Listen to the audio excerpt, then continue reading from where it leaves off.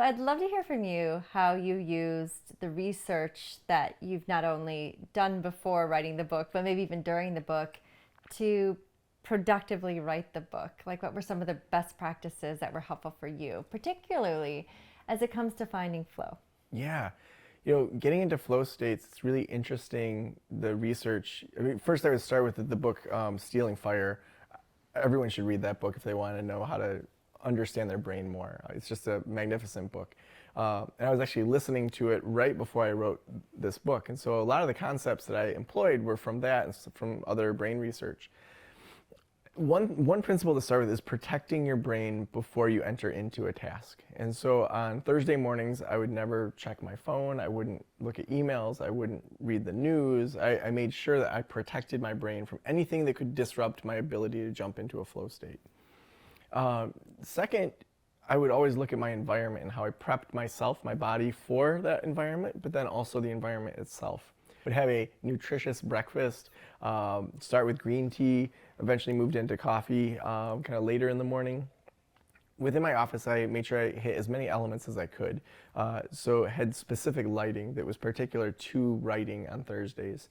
I had a specific Spotify playlist that I listened to, moved my chair to a specific spot that I would do the writing in. But then even within the writing, the way that I kind of floated out is I had a Trello board with each chapter in it.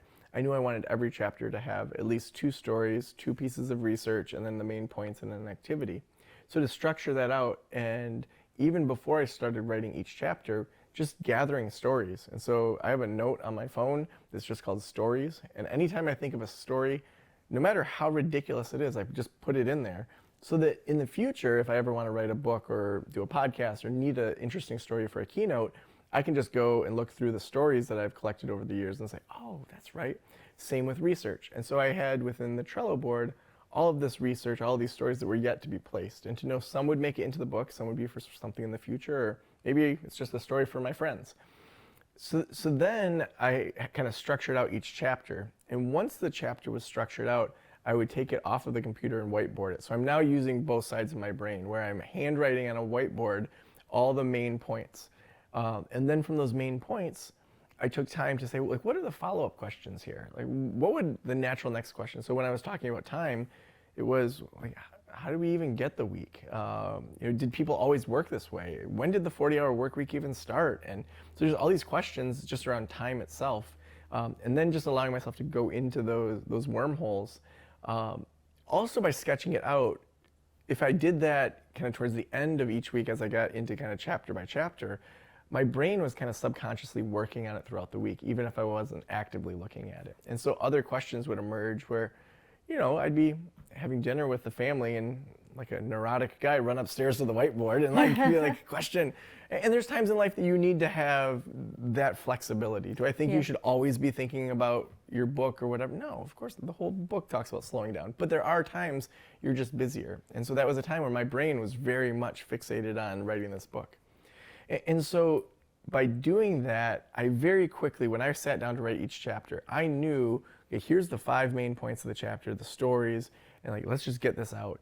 And was averaging about a chapter a week, once I had done all of that prep, which for me, that writing was much faster than I expected. I had heard people talk about how writing a book was the worst thing they had ever done. They never want to do another one. It was so hard. And I'm like, this was so darn easy. And I don't know if it was the flow state. I don't know if it was my method, or maybe it was just, a topic that I was unexpectedly more passionate about than I expected, which I guess is the definition of unexpected. And so by employing those into that actual activity, it allowed me to really live what the reader is going to be understanding and know that it worked. And so it just felt like I want to continue to kind of push those limits and figure out what are extra elements that I can add in so that I can apply that to not just writing a book, but all the work I do. Joe, it's been so much fun talking today about your book. Congratulations. For anybody who wants more productivity hacks, get the book. For more people who want to design their life, definitely get the book. And I know that you've got a tremendous amount of resources available online. Yeah, I'm so excited about it. Over at joesanok.com, we have people posting their experiments that they're doing. We have extra resources, extra videos.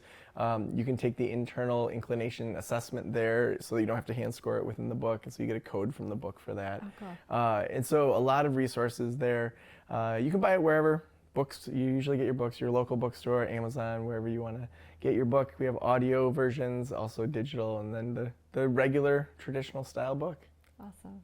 Thanks so much for doing this. This You has are been really great. welcome. It's finally good to see you after Yeah, all this I know. COVID stuff without the mask. Yes, it is.